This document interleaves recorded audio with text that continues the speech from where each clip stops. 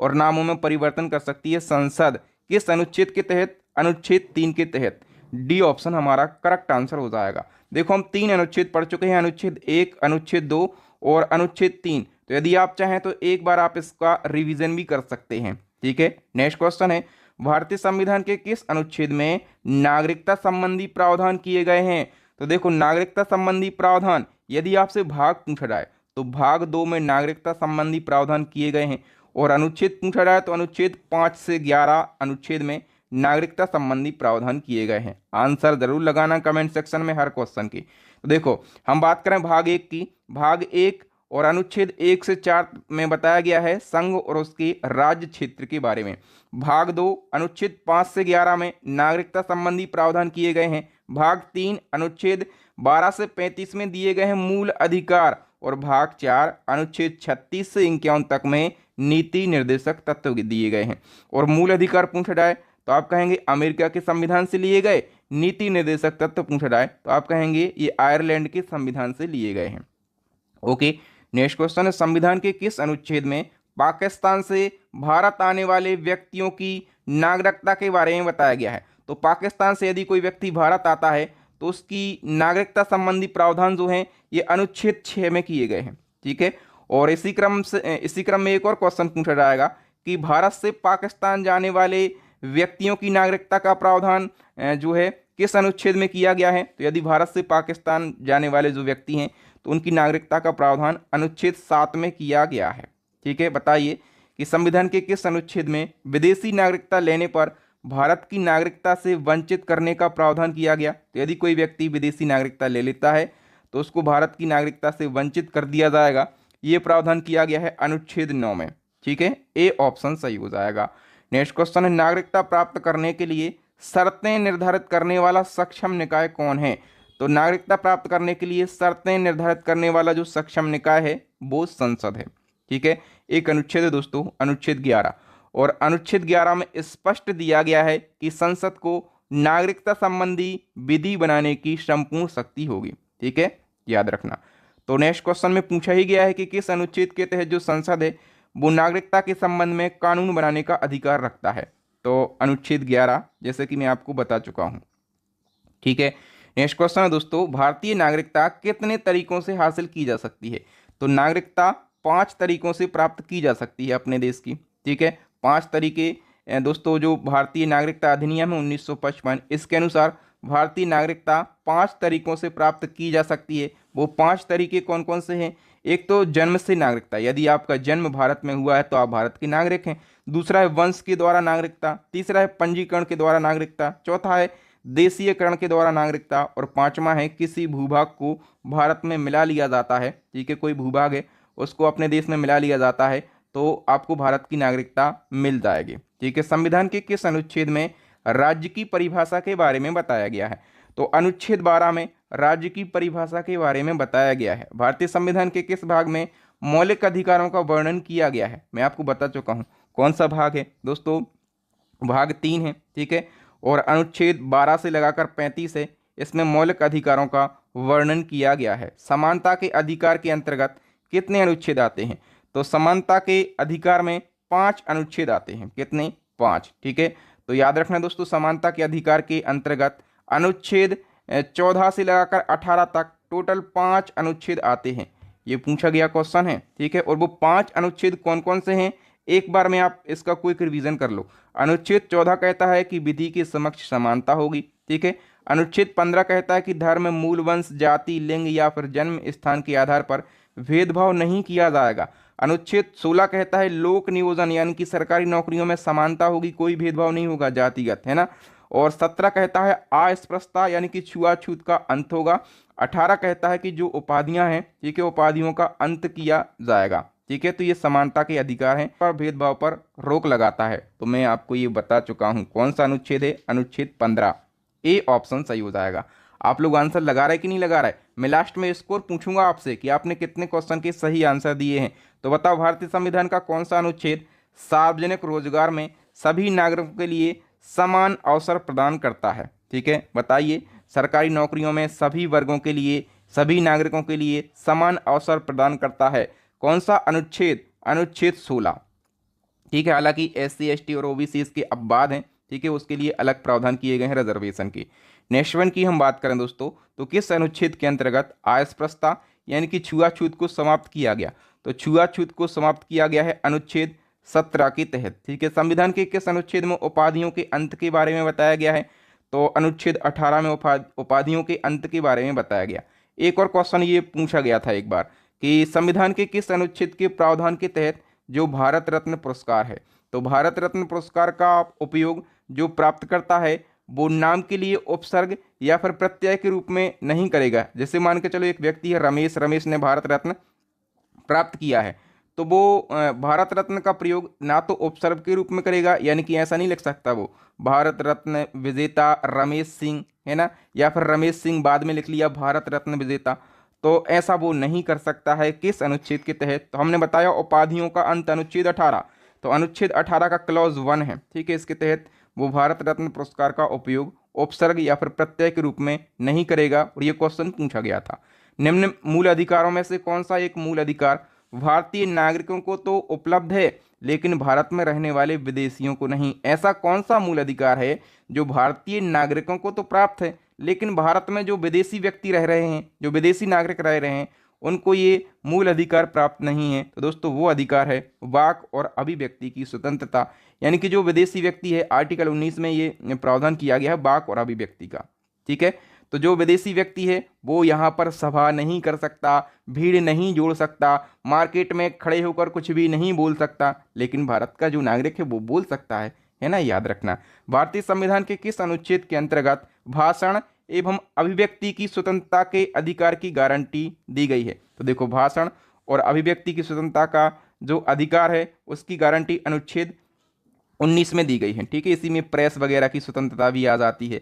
Next हमारा question है, निजी भवनों के ऊपर राष्ट्रध्वज फहराने का अधिकार संविधान के किस अनुच्छेद में वर्णित है? तो पहले निजी भवनों के ऊपर राष्ट्रध्वज जो है तिरंगा, इसको फहराने का अधिकार नहीं था, लेकिन संविधान का अनुच्छेद है अनुच्छेद 19 क्लॉज 1 क्लॉज का, ठीक है, ये जो है ये निजी भवनों के ऊपर राष्ट्रध्वज फहराने का अधिकार देता है। ठीक है। राष्ट्रध्वज फहराना ये अभिव्यक्ति की स्वतंत्रता के अंतर्गत ही आता है। ठीक है। नेक्स्ट क्वेश्चन है, किसी अपराध में अभियुक्त को स्वयं के विरुद्ध गवाही देने के लिए बाध्य नहीं किया जा सकता, किस अनुच्छेद में यह प्रावधान किया गया? तो देखो किसी आरोप में पुलिस ने यदि किसी व्यक्ति को अभियुक्त यानी कि आरोपी बना लिया है तो उसको स्वयं के विरुद्ध गवाही देने के लिए बाध्य नहीं किया जा सकता है। ऐसा नहीं कि आपने पकड़ लिया और उसको दे पिटाई बोले तुम बोलो कि तुमने ही अपराध किया है, तो स्वयं के विरुद्ध गवाही देने के लिए बाध्य नहीं किया जा सकता, और यह प्रावधान किया गया है अनुच्छेद 20 क्लॉज 3 में।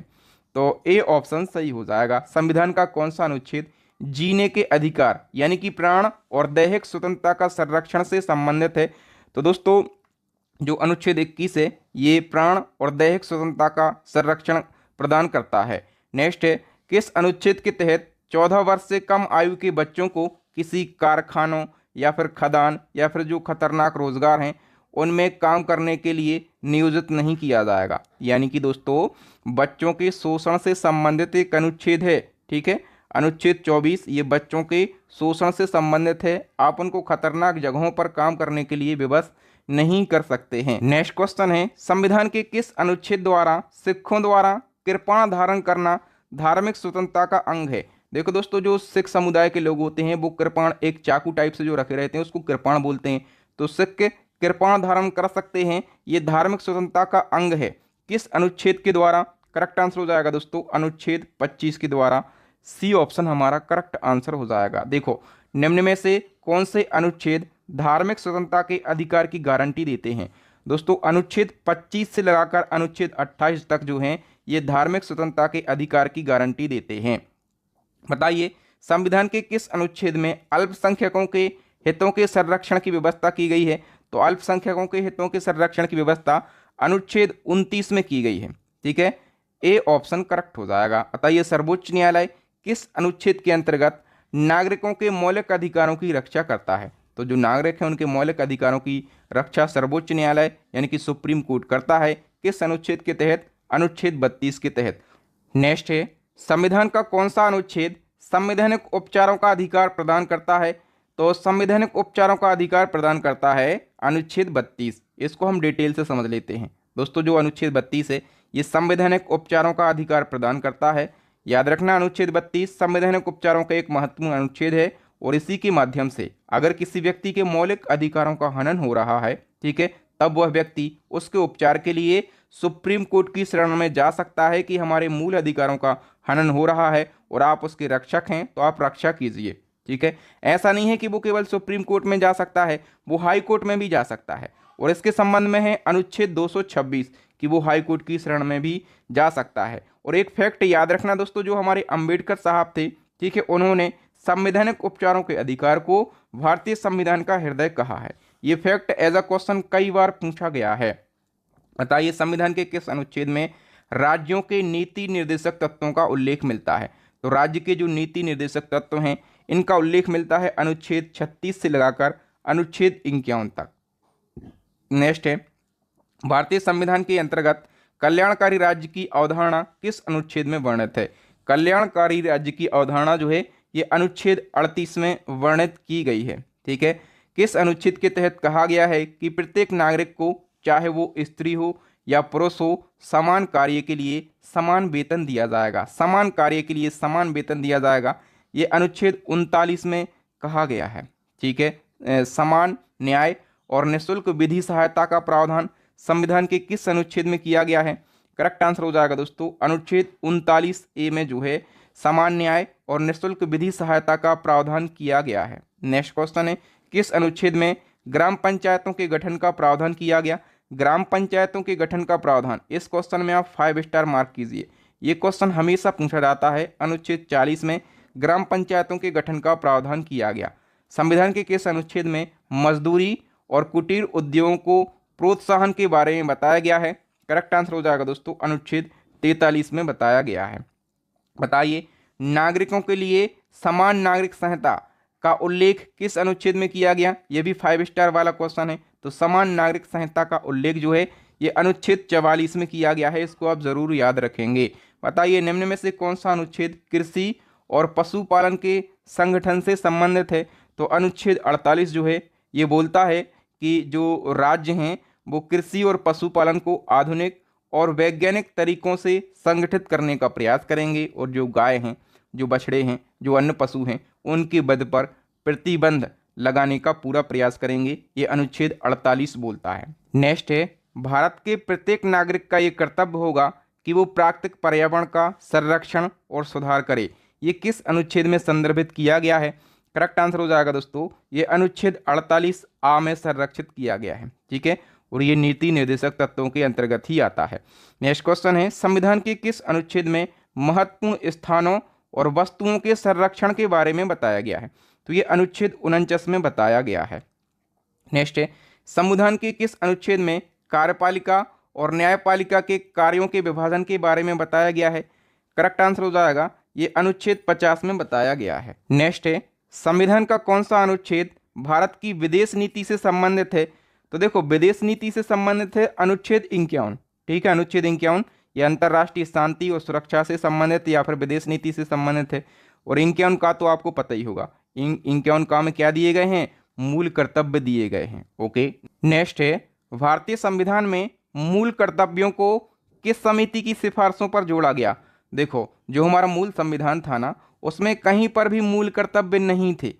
ठीक है, फिर एक समिति थी स्वर्ण सिंह समिति, इसने सिफारिश की और इसी की सिफारिश के आधार पर 42वां संविधान संशोधन किया गया। और 42वां संविधान संशोधन किया गया 1976 में। और इस संशोधन के माध्यम से संविधान में एक भाग जोड़ा गया, भाग 4 का। कौन सा? भाग 4 का जोड़ा गया और एक अनुच्छेद जोड़ा गया अनुच्छेद 51 का। ठीक है, और इसमें 10 मूल कर्तव्यों का समावेश किया गया। लेकिन वर्तमान में कितने मूल कर्तव्य हैं? तो वर्तमान में 11 मूल कर्तव्य हैं। तो ये 11वां जो मूल कर्तव्य है ये कब जोड़ा गया, ऐसा क्वेश्चन बनता है। तो जो 11वां मूल कर्तव्य है ये 86वें संविधान संशोधन के द्वारा जोड़ा गया था 2002 में।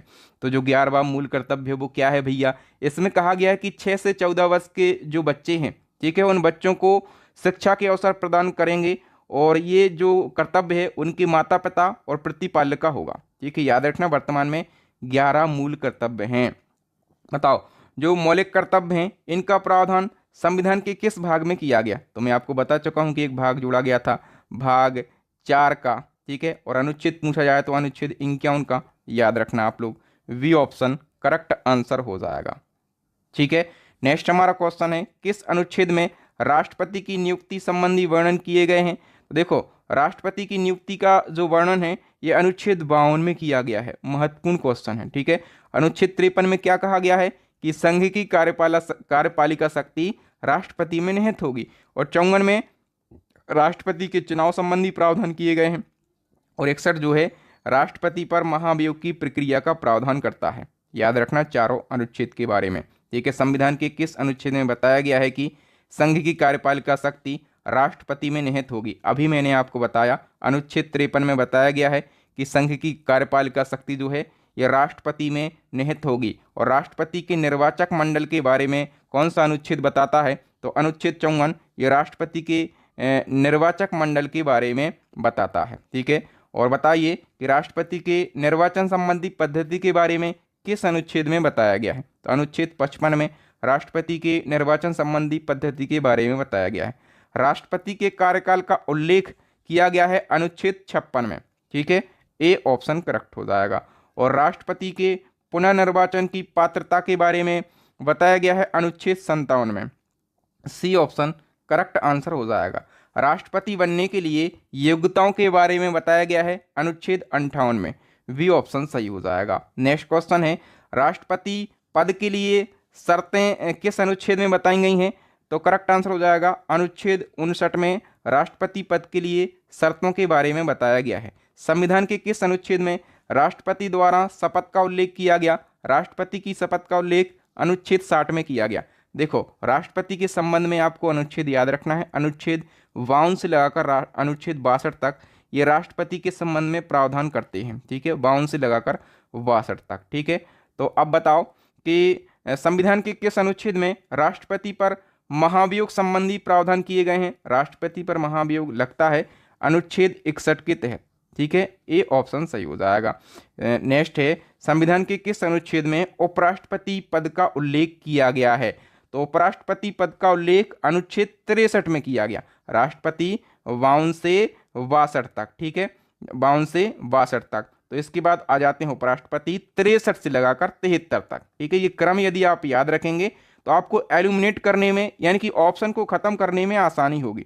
ठीक है। यदि आपको पता है कि 63 से 73 उपराष्ट्रपति है तो देखो केवल 63 यहां पर दिख रहा है, बाकी कुछ नहीं है। तो आप ऐसे ऑप्शन को एलिमिनेट कर सकते हैं। ठीक है। आगे आप खुद करिएगा तो आपको पता चलेगा। संविधान के किस अनुच्छेद में बताया गया है कि भारत का उपराष्ट्रपति राज्यसभा का पदेन सभापति होगा? एलिमिनेट कीजिए, ऑप्शन को आप खत्म कीजिए। देखो, हमने पढ़ा है अनुच्छेद 63 से 73 उपराष्ट्रपति, तो देखो यहाँ 3 ऑप्शन डायरेक्ट कट जाते हैं। अनुच्छेद 64 में कहा गया है कि जो उपराष्ट्रपति है ये राज्यसभा का पदेन सभापति होगा। ठीक है। नेक्स्ट क्वेश्चन, आकस्मिक स्थिति में राष्ट्रपति नहीं होने की स्थिति में जो उपराष्ट्रपति हैं ये राष्ट्रपति के तौर पर कार्य करेंगे, ये किस अनुच्छेद में बताया गया? देखो, कई सारी आकस्मिक स्थिति बन जाती हैं। राष्ट्रपति का देहांत हो जाता है, राष्ट्रपति अपना त्याग पत्र दे देते हैं, या फिर उसके विरुद्ध महाभियोग लग जाता है। कुछ भी ऐसी स्थिति आती है तो उपराष्ट्रपति एज अ राष्ट्रपति वर्क करेगा। और ये प्रावधान जो है ये अनुच्छेद 65 में किया गया है। ठीक है। नेक्स्ट हमारा क्वेश्चन है, संविधान के किस अनुच्छेद में प्रावधान है कि मंत्रीगण सामूहिक रूप से लोकसभा के प्रति उत्तरदायी होंगे? तो अनुच्छेद 75 में ये प्रावधान है कि जो मंत्रीगण हैं वो सामूहिक रूप से लोकसभा के प्रति उत्तरदायी होंगे। संविधान के किस अनुच्छेद में भारत के महान्यायवादी यानी कि अटॉर्नी जनरल ऑफ इंडिया के बारे में बताया गया है? तो अटॉर्नी जनरल ऑफ इंडिया, इसमें आप 5 स्टार मार्क करो, ये क्वेश्चन पूछा जाता है। तो अनुच्छेद 76 है। ठीक है। इसमें महान्यायवादी के बारे में बताया गया है। और महान्यायवादी कौन है? तो ये देश का सबसे बड़ा विधि अधिकारी होता है। ठीक है। याद रखना, जो कि केंद्र सरकार को सलाह देता है। और इसी क्रम में राज्य का प्रथम विधि अधिकारी कौन होता है? महाधिवक्ता। ठीक है। महाधिवक्ता ये राज्य का प्रथम विधि अधिकारी होता है, या फिर राज्य सरकार का सबसे बड़ा वकील होता है, जो कि राज्य सरकार को परामर्श प्रदान करता है। ठीक है। याद रखना, जैसे केंद्र में महान्यायवादी होते हैं इसी प्रकार से राज्य में महाधिवक्ता होते हैं। लेकिन महाधिवक्ता के संबंध में अनुच्छेद याद रखना कि इनकी पद का प्रावधान जो है ये अनुच्छेद 165 में किया गया है। मोस्ट इंपोर्टेंट ये अनुच्छेद 165, इसको आप जरूर याद रखना। किसी राज्य का प्रथम विधि अधिकारी कौन होता है? ऐसे क्वेश्चन पूछे जाते हैं। तो मैंने आपको बताया केंद्र सरकार का प्रथम विधि अधिकारी महान्यायवादी होता है, और राज्य सरकार का प्रथम विधि अधिकारी ये महाधिवक्ता होता है। नेक्स्ट क्वेश्चन है, अनुच्छेद 72 के अनुसार किसे सजा माफ करने या सजा में हेरफेर करने की शक्ति प्राप्त है? दोस्तों, अनुच्छेद 72 के तहत जो भारत के राष्ट्रपति हैं वो किसी व्यक्ति की सजा को माफ कर सकते हैं या फिर सजा को कम कर सकते हैं। तो यहाँ से आपको समझना होगा, राज्यपाल और राष्ट्रपति के पास में क्षमादान संबंधी शक्तियाँ होती हैं। अनुच्छेद 72 में राष्ट्रपति को क्षमादान संबंधी शक्तियाँ प्रदान की गई हैं और अनुच्छेद 161 में राज्यपाल को क्षमादान संबंधी शक्तियाँ प्रदान की गई हैं। जो राष्ट्रपति हैं ये किसी व्यक्ति की फांसी की सजा को उम्र कैद में बदल सकते हैं या फिर उम्र कैद की सजा को कम कर सकते हैं या फिर माफ भी कर सकते हैं। ठीक है, और राज्यपाल जो है ये भी किसी व्यक्ति की सजा को माफ कर सकता है या फिर कम कर सकता है अनुच्छेद 161 के तहत। लेकिन जो राज्यपाल है ये मृत्युदंड या फिर जो कोर्ट मार्शल यानी कि जो सैन्य अदालत होती हैं उनके तहत यदि किसी व्यक्ति को सजा दी गई है तो उनको माफ नहीं कर सकता है। ठीक है, तो राज्यपाल में ये केवल ये अंतर है कि वो मृत्युदंड की सजा को माफ नहीं कर सकता है। ठीक है, फांसी की सजा को भी माफ नहीं कर सकता राज्यपाल, और कोर्ट मार्शल यानी कि सैन्य अदालतों ने यदि कोई फैसला दिया है तो उनकी सजा को भी माफ नहीं कर सकता है राज्यपाल, लेकिन राष्ट्रपति कर सकता है। समझ गए दोनों में अंतर। नेक्स्ट, संविधान के किस अनुच्छेद में संसद के गठन का उल्लेख है? तो संसद के गठन का उल्लेख है आर्टिकल 79 में। ठीक है, इसी क्रम में आपसे पूछा जाएगा राज्यसभा के गठन का उल्लेख किस अनुच्छेद में है? तो अनुच्छेद 80 में राज्यसभा के गठन का उल्लेख है। इसी क्रम में पूछा जाएगा लोकसभा के गठन का उल्लेख किस अनुच्छेद में है?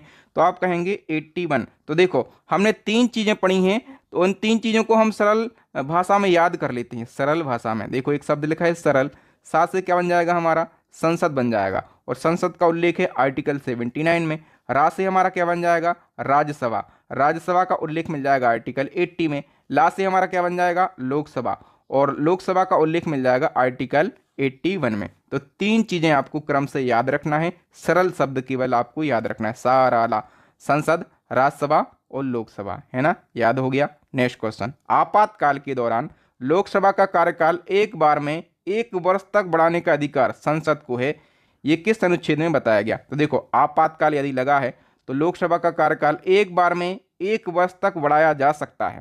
ठीक है, और ये किस अनुच्छेद में बताया गया है? अनुच्छेद 83 में बताया गया है।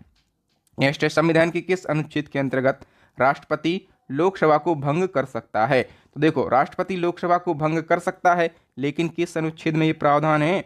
तो अनुच्छेद 85 में ये प्रावधान किया गया है। संसद के 2 सदनों के बीच में 6 माह के अंतराल की अनिवार्यता का वर्णन किस अनुच्छेद में किया गया है? करेक्ट आंसर हो जाएगा, ये भी अनुच्छेद 85 में वर्णन किया गया है।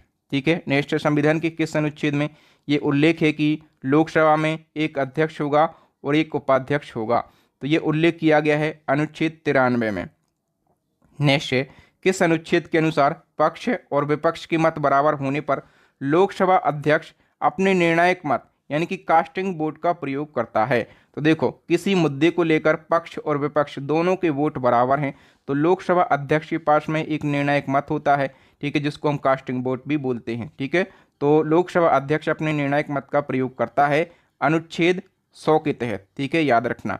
ठीक है, ऐसा याद रखना कि दोनों पक्षों के 100 वोट हो गए हैं। ठीक है, तो अब एक वोट लोकसभा अध्यक्ष करेगा। ठीक है, तो अनुच्छेद 100 आपको ऐसे याद रहेगा। राष्ट्रपति किस अनुच्छेद के अंतर्गत लोकसभा और राज्यसभा की संयुक्त बैठक बुला सकता है? संयुक्त बैठक वाला मामला बहुत ज़्यादा महत्वपूर्ण है। अनुच्छेद 108 आपको याद रखना है। राष्ट्रपति लोकसभा और राज्यसभा की संयुक्त बैठक बुलाता है, लेकिन ये जो संयुक्त बैठक बुलाई है राष्ट्रपति ने, इसकी अध्यक्षता कौन करेगा? तो लोकसभा का अध्यक्ष, याद रखना, संयुक्त बैठक की अध्यक्षता करता है लोकसभा का अध्यक्ष। ये भी क्वेश्चन हमेशा पूछा जाता है। अब तक कितनी बार संयुक्त बैठक बुलाई गई है? तो अब तक केवल 3 बार भारत में संयुक्त बैठक बुलाई गई है। ठीक है, भारतीय संविधान के किस अनुच्छेद के अनुसार धन विधेयक को राज्यसभा में पेश नहीं किया जाएगा? तो धन विधेयक को राज्यसभा में पेश नहीं किया जाएगा, अनुच्छेद 109 में ये प्रावधान किया गया है। ठीक है, किस अनुच्छेद में धन विधेयक को परिभाषित किया गया? ये महत्वपूर्ण क्वेश्चन है। धन विधेयक को परिभाषित किया गया है अनुच्छेद 110 में। नेक्स्ट है, किस अनुच्छेद के तहत संसद के दोनों सदनों द्वारा पारित विधेयक को राष्ट्रपति की अनुमति के लिए भेजा जाता है? तो दोस्तों, अनुच्छेद 111 के तहत संसद के दोनों सदनों द्वारा पारित विधेयक को राष्ट्रपति की अनुमति के लिए भेजा जाता है। और इसी प्रकार का एक और क्वेश्चन पूछा जाता है, किस अनुच्छेद के तहत राष्ट्रपति जेबी वीटो शक्ति का प्रयोग करता है? तो अनुच्छेद 111 के तहत ही राष्ट्रपति अपने जेबी वीटो पावर का यूज करता है। नेक्स्ट क्वेश्चन है, भारत के संविधान में किस शब्द का उल्लेख नहीं है? ये क्वेश्चन अभी एसएससी के एग्जाम में पूछा गया था। तो देखो दोस्तों, इन चार में से संविधान में कहीं पर भी बजट शब्द का उल्लेख नहीं किया गया है। ठीक है, आइए हम डिटेल से समझ लेते हैं। देखो, भारत के संविधान में अनुच्छेद 112 में वार्षिक वित्तीय विवरण का उल्लेख मिलता है। इसको इंग्लिश में एनुअल फाइनेंशियल स्टेटमेंट कहा जाता है। इसका उल्लेख संविधान में मिलता है और इसको ही सामान्य रूप से हम बजट कहते हैं। लेकिन बजट शब्द का कहीं पर भी उल्लेख नहीं मिलता है हमारे संविधान में। और अनुच्छेद 114 में विनियोग विधेयक का प्रावधान किया गया है। नेक्स्ट क्वेश्चन है, संविधान के किस अनुच्छेद में संसद में प्रयोग की जाने वाली भाषा हिंदी या फिर अंग्रेजी के बारे में बताया गया? तो संसद में प्रयोग की जाने वाली भाषा हिंदी या अंग्रेजी के बारे में बताया गया है अनुच्छेद 120 में। नेक्स्ट है, सर्वोच्च न्यायालय यानी कि सुप्रीम कोर्ट के गठन का वर्णन किस अनुच्छेद में किया गया है? काफ़ी महत्वपूर्ण क्वेश्चन है ये। तो करेक्ट आंसर हो जाएगा अनुच्छेद 124 में सुप्रीम कोर्ट के गठन का वर्णन किया गया है। और इसी क्रम में आपसे पूछा जाएगा कि किस अनुच्छेद के तहत सभी राज्यों के लिए उच्च न्यायालय की व्यवस्था की गई है? उच्च न्यायालय यानी कि हाई कोर्ट की व्यवस्था जो है ये करी गई है अनुच्छेद 214 के तहत। तो बी ऑप्शन हमारा करेक्ट आंसर हो जाएगा। और इसी क्रम में एक और क्वेश्चन बनेगा कि संविधान के किस अनुच्छेद के अंतर्गत अधीनस्थ न्यायालय या जिला न्यायालय का प्रावधान किया गया है? दोस्तों, जिला न्यायालय यानी कि डिस्ट्रिक्ट कोर्ट का प्रावधान जो है ये किया गया है अनुच्छेद 233 के तहत। सी ऑप्शन करेक्ट हो जाएगा। देखो, हमने तीन चीज़ें पढ़ी। एक तो सुप्रीम कोर्ट का प्रावधान अनुच्छेद 124 में पढ़ा, हाई कोर्ट का प्रावधान अनुच्छेद 214 में पढ़ा, और डिस्ट्रिक्ट कोर्ट का प्रावधान हमने पढ़ा है अनुच्छेद 233 में। ठीक है, ये तीन चीज़ें याद रखना, यहाँ से एक क्वेश्चन आपके एग्जाम में बन सकता है। नेक्स्ट, किस अनुच्छेद के तहत उच्चतम न्यायालय के न्यायाधीशों के वेतन और भत्ते संबंधी प्रावधान किया गया? उच्चतम न्यायालय यानी कि सुप्रीम कोर्ट के न्यायाधीशों के वेतन और भत्ते का प्रावधान जो है ये अनुच्छेद 125 में किया गया है। नेक्स्ट है, सर्वोच्च न्यायालय अपने द्वारा सुनाए गए किसी निर्णय या आदेश का पुनर्विलोकन यानी कि रिव्यू कर सकता है। ये व्यवस्था संविधान के किस अनुच्छेद में वर्णित है?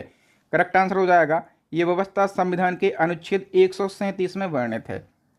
नेक्स्ट है, राष्ट्रपति सर्वोच्च न्यायालय से किस अनुच्छेद के तहत सलाह ले सकता है? राष्ट्रपति जो है ये सुप्रीम कोर्ट से सलाह ले सकता है, किस अनुच्छेद के तहत? करेक्ट आंसर हो जाएगा अनुच्छेद 143 के तहत। ठीक है, राष्ट्रपति के पास में ये अधिकार है कि वो सुप्रीम कोर्ट से सलाह ले सकता है, लेकिन सुप्रीम कोर्ट जो है वो चाहे तो सलाह देगा और नहीं चाहे तो सलाह नहीं देगा। ये अधिकार भी सुप्रीम कोर्ट के पास में है।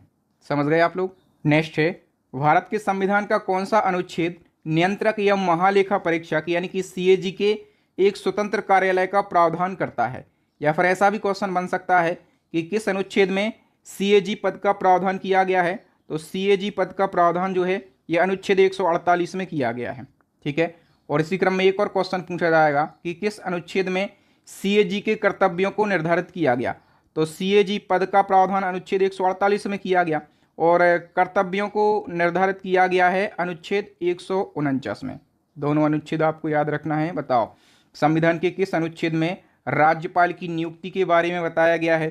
तो अनुच्छेद 155 में राज्यपाल की नियुक्ति के बारे में बताया गया है। एक और क्वेश्चन बनेगा कि राष्ट्रपति राज्यपाल की नियुक्ति करता है, ये किस अनुच्छेद में बताया गया? तो देखो, राज्यपाल की नियुक्ति राष्ट्रपति करता है, लेकिन किस अनुच्छेद में ये बताया गया है? तो अनुच्छेद 155 में ही ये बताया गया है। ए ऑप्शन सही हो जाएगा। भारतीय संविधान के किस अनुच्छेद में मुख्यमंत्रियों के कार्यों को परिभाषित किया गया?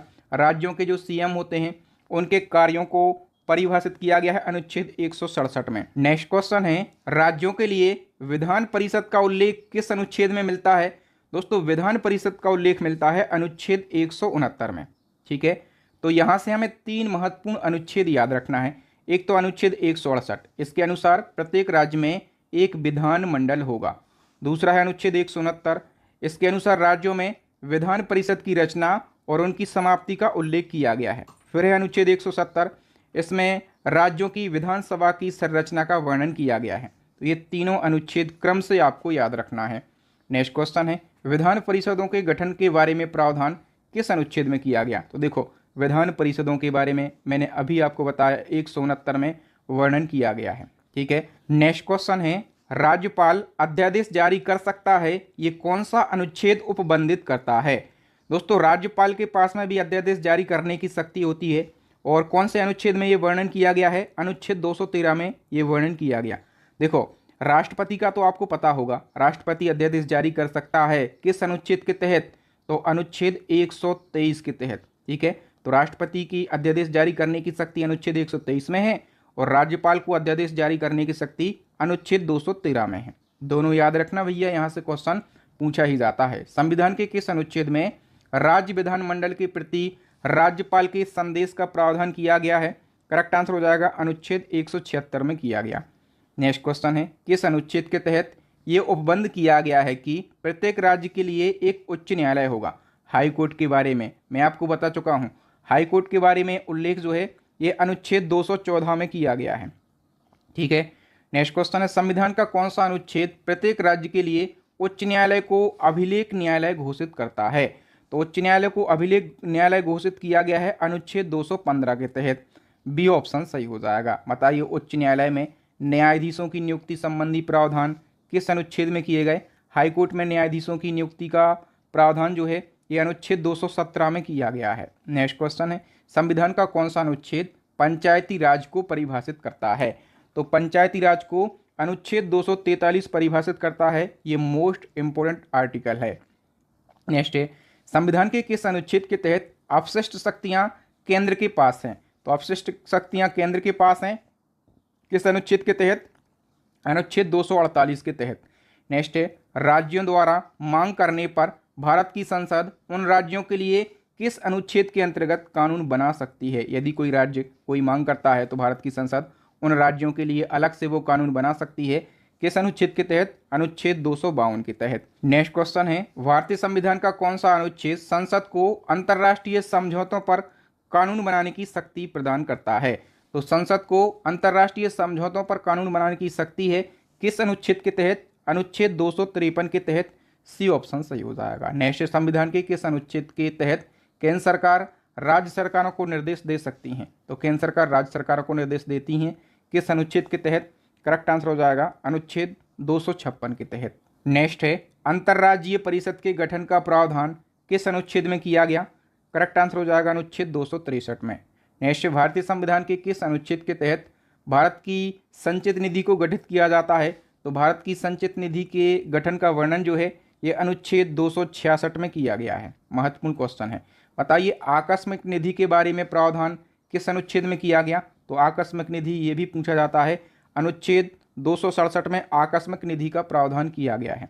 101वें संविधान संशोधन अधिनियम 2016 के द्वारा कौन सा अनुच्छेद जोड़ा गया? तो करेक्ट आंसर हो जाएगा इसमें अनुच्छेद 279 का जोड़ा गया। ठीक है, याद रखना। और 279 का में किस चीज़ का प्रावधान किया गया है? तो इसमें जीएसटी काउंसिल यानी कि जीएसटी परिषद के गठन का प्रावधान किया गया है अनुच्छेद 279 का में। और ये अनुच्छेद 101वें संविधान संशोधन 2016 के द्वारा जोड़ा गया था। ये भी आपको याद रखना है। बताइए, वित्त आयोग की स्थापना किस अनुच्छेद के तहत की गई थी? तो वित्त आयोग की स्थापना अनुच्छेद 280 के तहत की गई थी। और वित्त आयोग की स्थापना कब करी गई थी? 1951 में करी गई थी। ठीक है, सन भी आपको याद रखना है। बताइए, संविधान के किस अनुच्छेद में बताया गया है कि संपत्ति का अधिकार अब एक कानूनी अधिकार है? पहले संपत्ति का अधिकार मौलिक अधिकार था, ठीक है, लेकिन संपत्ति के अधिकार को अब कानूनी अधिकार बना दिया गया है और इसको अनुच्छेद 300 का में रखा गया है। ठीक है, इसको याद रखना, ये पूछा जाता है। बताइए, संघ तथा राज्यों के लिए लोक सेवा आयोग के गठन का प्रावधान किस अनुच्छेद में किया गया? लोक सेवा आयोग यानी कि यूपीएससी के गठन का प्रावधान जो है ये अनुच्छेद 315 में किया गया है। मोस्ट इंपोर्टेंट क्वेश्चन है ये। बताइए, भारतीय संविधान के किस अनुच्छेद के तहत चुनाव आयोग के बारे में प्रावधान किया गया? चुनाव आयोग का प्रावधान ये अनुच्छेद 324 में किया गया है। ठीक है, और चुनाव आयोग के जो प्रमुख होते हैं, ठीक है, देखो चुनाव आयोग जो है ये 3 सदस्यीय होता है। एक होते हैं मुख्य चुनाव आयुक्त और 2 होते हैं चुनाव आयुक्त। इन तीनों की नियुक्ति राष्ट्रपति के द्वारा करी जाती है। भारत के संविधान के किस अनुच्छेद में सार्वभौमिक वयस्क मताधिकार का प्रावधान किया गया है? तो अनुच्छेद 326 में सार्वभौमिक वयस्क मताधिकार का प्रावधान किया गया है। 61वें संविधान संशोधन 1989 के द्वारा वयस्क मताधिकार की आयु 21 वर्ष से घटाकर 18 वर्ष कर दी गई। तो वयस्क मताधिकार की आयु किस अनुच्छेद में वर्णित है? तो मैंने अभी बताया कि अनुच्छेद 326 में वयस्क मताधिकार की जो आयु है ये वर्णित की गई है। ठीक है, संविधान के किस अनुच्छेद में एससी और एसटी के लिए लोकसभा में आरक्षण का प्रावधान किया गया? देखो, लोकसभा में एससी और एसटी के लिए सीटों का आरक्षण होता है ना, तो ये प्रावधान जो है ये किया गया है अनुच्छेद 330 में। महत्वपूर्ण क्वेश्चन है, ये पूछा जाता है। ठीक है, और इसी क्रम में आपसे पूछा जाएगा कि लोकसभा में एंग्लो इंडियन समुदाय के प्रतिनिधित्व के लिए प्रावधान किस अनुच्छेद में किया गया? तो देखो, अनुच्छेद 331 है। ठीक है, और इसके तहत लोकसभा में एंग्लो इंडियन समुदाय के सदस्यों को मनोनीत करने का अधिकार होता था। ठीक है, राष्ट्रपति इनको मनोनीत करते थे 2 सदस्यों के लिए। ठीक है, लेकिन ये जो एंग्लो इंडियन है इनके मनोनयन की प्रक्रिया को अब समाप्त कर दिया गया है, अब ये नॉमिनेट नहीं होते हैं। ठीक है, याद रखना। नेक्स्ट है, संविधान के किस अनुच्छेद में अनुसूचित जातियों यानी कि एससी के लिए एक राष्ट्रीय आयोग का प्रावधान किया गया? तो देखो, जो एससी यानी कि अनुसूचित जाति के लोग होते हैं उनके हितों के संरक्षण के लिए राष्ट्रीय आयोग का प्रावधान किया गया है अनुच्छेद 338 में। और इसी क्रम में एक और क्वेश्चन याद रखना कि जो अनुसूचित जनजातियां हैं, ठीक है, यानी कि एसटी हैं, तो इनके लिए एक राष्ट्रीय आयोग का प्रावधान किया गया है अनुच्छेद 338A में। एससी के लिए अनुच्छेद 338 और एसटी के लिए अनुच्छेद 338A। ठीक है, याद रखना। और इसी क्रम में एक और क्वेश्चन बनेगा कि संविधान के किस अनुच्छेद के तहत पिछड़ा वर्ग आयोग गठित करने की शक्ति राष्ट्रपति को दी गई? तो पिछड़ा वर्ग आयोग के बारे में बताया गया है अनुच्छेद 340 में। ठीक है, एससी एसटी और पिछड़ा वर्ग तीनों आपको क्रम से याद रखना है। इसलिए मैंने मतलब पूरा प्रयास किया है कि सारी चीज़ों को क्रम से पढ़ाऊं। एमसीक्यू फॉर्मेट में तो पूरा कंटेंट मैंने अरेंज किया ही है, लेकिन सारी चीज़ों को क्रम से अरेंज किया है ताकि आपको याद करने में या फिर नोट्स बनाने में बिल्कुल आसानी हो। नेक्स्ट है, किस अनुच्छेद में ये प्रावधान किया गया है कि संघ की राजभाषा हिंदी तथा लिपि देवनागरी होगी? तो ये प्रावधान किया गया है अनुच्छेद 343 में। ये भी महत्वपूर्ण क्वेश्चन है। एक और क्वेश्चन पूछा जाता है कि किस अनुच्छेद में हिंदी को राजभाषा का दर्जा प्रदान किया गया? तो अनुच्छेद 343 क्लॉज फर्स्ट में हिंदी को राजभाषा का दर्जा प्रदान किया गया है। नेक्स्ट क्वेश्चन, राजभाषा यानी कि देश के कामकाज की भाषा, समझ गए। नेक्स्ट क्वेश्चन है, हिंदी भाषा के विकास को सुनिश्चित करने के लिए केंद्र सरकार किस अनुच्छेद के तहत राज्यों को निर्देश दे सकती है? तो हिंदी भाषा के विकास के बारे में बताया गया है अनुच्छेद 351 में। वी ऑप्शन सही हो जाएगा। नेक्स्ट, संविधान के किस अनुच्छेद के तहत भारत सरकार का दायित्व है कि वह बाह्य आक्रमण और आंतरिक अशांति से राज्यों की रक्षा करेगी? तो भारत सरकार जो है, केंद्र सरकार, उसका दायित्व है कि वो बाह्य आक्रमण और आंतरिक अशांति से राज्यों की रक्षा करेगी। किस अनुच्छेद के तहत? करेक्ट आंसर हो जाएगा दोस्तों अनुच्छेद 255 के तहत। ए ऑप्शन सही हो जाएगा। नेक्स्ट है, किस अनुच्छेद के द्वारा राष्ट्रपति राज्यों में राष्ट्रपति शासन लगाते हैं? देखो, राष्ट्रपति शासन का उल्लेख जो है ये अनुच्छेद 356 में किया गया है। राष्ट्रपति के पास में आपातकालीन शक्तियां होती हैं, तो राष्ट्रपति की जो आपातकालीन शक्तियां हैं इनको हम समझ लेते हैं। एक है अनुच्छेद 352 और इसके तहत राष्ट्रपति देश में युद्ध या फिर बाह्य आक्रमण की स्थिति में राष्ट्रीय आपातकाल लगा सकते हैं। और अब तक जो राष्ट्रीय आपातकाल है ये हमारे देश में 3 बार लग चुका है। ठीक है, फिर दूसरा होता है अनुच्छेद 356, इसके तहत राष्ट्रपति राज्यों में राष्ट्रपति शासन लगा सकते हैं। फिर तीसरा होता है अनुच्छेद 360, इसके तहत राष्ट्रपति देश में आर्थिक संकट की स्थिति यदि पैदा हो जाए तो आर्थिक संकट की स्थिति में राष्ट्रपति वित्तीय आपातकाल लगा सकते हैं। लेकिन हमारे देश में अभी तक एक भी बार वित्तीय आपातकाल नहीं लगा है और हम भगवान से यही प्रे करेंगे कि कभी वित्तीय आपातकाल ना लगे। तो ऐसा क्वेश्चन पूछा जाता है कि वह कौन सा अनुच्छेद है जिसका आज तक उपयोग नहीं हुआ? तो अनुच्छेद 360 यानी कि वित्तीय आपातकाल का आज तक कभी भी यूज नहीं हुआ है। ठीक है, बताइए कि संविधान में केवल एक बार मंत्रिमंडल यानी कि कैबिनेट शब्द का प्रयोग मिलता है और ये प्रयोग कहाँ पर मिलता है? तो दोस्तों, मंत्रिमंडल यानी कि कैबिनेट शब्द का उल्लेख जो है ये अनुच्छेद 352 में देखने के लिए मिलता है। आइए हम डिटेल से समझ लेते हैं। अनुच्छेद 352 में जो राष्ट्रीय आपातकाल है इसकी उद्घोषणा के बारे में बताया गया है। ठीक है, और इसकी उद्घोषणा कौन करते हैं? राष्ट्रपति करते हैं। ठीक है, लेकिन 44वां संविधान संशोधन हुआ 1978 में, और ये कहा गया कि राष्ट्रपति राष्ट्रीय आपातकाल की उद्घोषणा तभी करेगा जब मंत्रिमंडल इस आशय से लिखित में सूचना दे दे। ठीक है, तो याद रखना 44वें संविधान संशोधन 1978 के द्वारा ये मंत्रिमंडल शब्द जोड़ा गया था, और पूरे संविधान में मंत्रिमंडल शब्द केवल एक ही जगह पर है। ठीक है, संविधान के किस अनुच्छेद में आपातकाल के दौरान भाग 3 पर निलंबन के बारे में बताया गया है? तो करेक्ट आंसर हो जाएगा दोस्तों, ये बताया गया है अनुच्छेद 359 में। तो यहाँ पर सी ऑप्शन हमारा करेक्ट आंसर हो जाएगा। निम्न में से भारतीय संविधान के किस अनुच्छेद का उपयोग अभी तक नहीं किया गया? तो मैंने आपको बताया था कि अनुच्छेद 360 वित्तीय आपातकाल कभी नहीं लगा है और कभी नहीं लगना चाहिए, इसका उपयोग कभी नहीं हुआ है। ठीक है, संविधान का कौन सा अनुच्छेद अनुसूचित जाति और अनुसूचित जनजाति को परिभाषित करता है? तो अनुच्छेद 366 एससी और एसटी को परिभाषित करता है। संसद को संविधान संशोधन करने का अधिकार किस अनुच्छेद के अंतर्गत दिया गया? तो देखो, संसद को संविधान में संशोधन करने का अधिकार है, और किस अनुच्छेद के तहत? करेक्ट आंसर हो जाएगा अनुच्छेद 368 में संविधान संशोधन करने की प्रक्रिया का उल्लेख किया गया है। और संविधान संशोधन करने की जो प्रक्रिया है ये किस देश के संविधान से ली गई है? तो ये साउथ अफ्रीका देश के संविधान से ली गई है। ये क्वेश्चन भी आपको याद रखना है। नेक्स्ट है, जम्मू और कश्मीर से संबंधित किस अनुच्छेद को निरस्त कर दिया गया? तो जम्मू और कश्मीर के लिए अनुच्छेद 370 स्पेशल लगा था। ठीक है, इसको निरस्त कर दिया गया है। ठीक है, भारतीय संविधान में शामिल है। भारतीय संविधान में क्या क्या शामिल है? तो देखो, भारतीय संविधान में 395 अनुच्छेद हैं। ठीक है, 22 भाग हैं और 12 अनुसूचियां हैं। ठीक है, मूल रूप से 395 अनुच्छेद हैं, लेकिन इन अनुच्छेदों में समय समय पर संशोधन होते रहते हैं। तो संशोधन के बाद अनुच्छेदों की संख्या 448 तो हो गई है, लेकिन मूल रूप से अनुच्छेदों की संख्या 395 है। ठीक है, तो याद रखना 395 अनुच्छेद, 22 भाग और 12 अनुसूचियां हैं भारतीय संविधान में।